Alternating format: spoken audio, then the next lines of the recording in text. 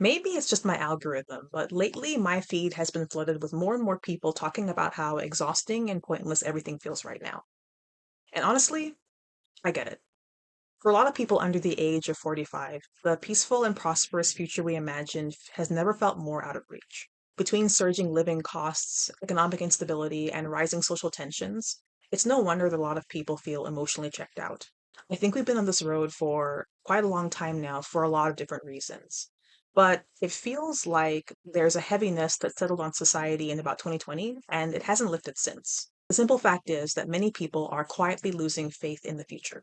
If you're one of those people, if things have felt especially bleak right now, I have one thing I want to say to you. Don't give up. I'm not immune to this feeling myself, so I wanted to speak openly to that in this video and hopefully provide some encouragement and perspective for anyone watching this. The truth is, like a lot of people, I'm behind where I thought I would be in my 30s. I thought by now I'd own a house, and as someone who has always dreamt of having a big family, have at least two kids by now. The reality is I'm still renting because it's much more affordable than owning a home where I live. And I ended up having my first kid much later in life than I had hoped. I was actually lamenting about this very thing to my mom the other day, and she said in her very Nigerian mother kind of way, she said, well, either we despair or we do something. And you know what? She's right. I can't tell you what not giving up looks like for your situation, but I can share with you six things that have really helped me to get through my toughest times, especially right now.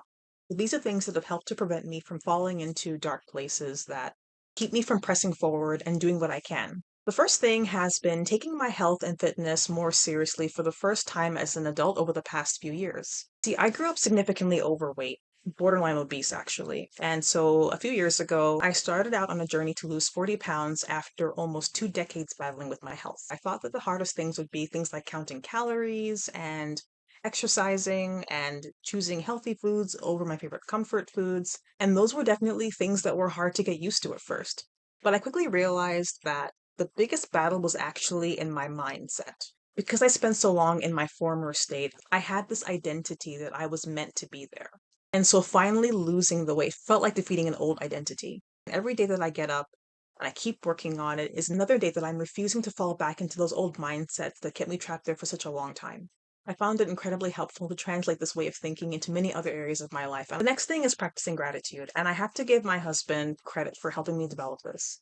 When I get into a negative headspace, it's pretty easy for me to spiral and just start rattling off all the things that are horrible and that aren't working. And whenever I do that, my husband has this helpful, although sometimes annoying, way of looking at me and saying, well, what are you thankful for in this moment? I struggled with that for a long time, but I finally learned that it's not about minimizing the bad, it's about training myself to look intentionally for the good. And every time I do, I easily find a number of things to be thankful for. I have my health, I have my family. I live in a relatively peaceful country with well paved roads and access to libraries. I have access to the internet. The list quite literally goes on and on. I think it's okay to acknowledge the difficulties as long as we make space to reflect upon the things that are good in our lives. And doing so helps me catch a second wind when I'm feeling low. Third thing is reflecting upon history. Reflecting on history really helps put things in perspective for me. There's something inspiring about how everything humanity, including my own ancestors, survived for us to even be here. I remember hearing one guy online say how the thing that keeps him going sometimes is remembering that his great grandfather spent his childhood dodging bombs in Germany during World War II. It's just deeply grounding to remember that human beings have survived incredibly dark periods before and still found reasons to keep building, hoping, loving, and moving forward. The next thing is learning to be more intentional about creating. This is something I'm still figuring out. I think that when we create, we get a little bit closer toward building a stronger sense of agency. It's an act of will that says I'm choosing to put my hand to something meaningful. Some people do this in really big ways by creating massive business empires, but I think we can cultivate similar smaller outcomes, even just with our own personal hobbies. And in doing so, hopefully create a positive impact to those around us. The fifth thing is kind of related to the previous point, and that is refusing to give up on making constant, deliberate efforts toward the goals that I want to achieve for myself, even if it feels like those small steps don't really make much of a difference.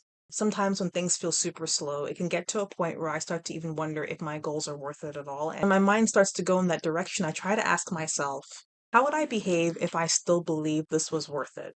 Or if I still believed this goal was possible? In the beginning, I mentioned how one of my biggest goals is to own a home one day, and sometimes when I look all around me, it feels impossible. When I think about how much more I have to save up to be able to get there. And so the way I see it, I can either give up and be wasteful, or I can keep learning more about practicing healthy stewardship, controlling what I can, and avoid falling into despair about the things that I can't. So that's one thing I want to invite you to do when things feel pointless. Ask yourself, what would I do if I believed this was still worth it? Then pick the next doable thing and focus on that. The last and honestly most important thing for me is leaning into my faith. You might not be able to relate to this one if you don't believe in God, but the bottom line is hope for the future is integral to the Christian faith. The point of this video isn't to hype anyone up with positive vibes or wishful thinking, but rather to encourage anyone who maybe feels hopeless and helpless during this time. Because despite everything, I still think the future is worth fighting for. And maybe that just starts with refusing to give up. Thanks so much for being here, and I'll see you in the next one. Bye.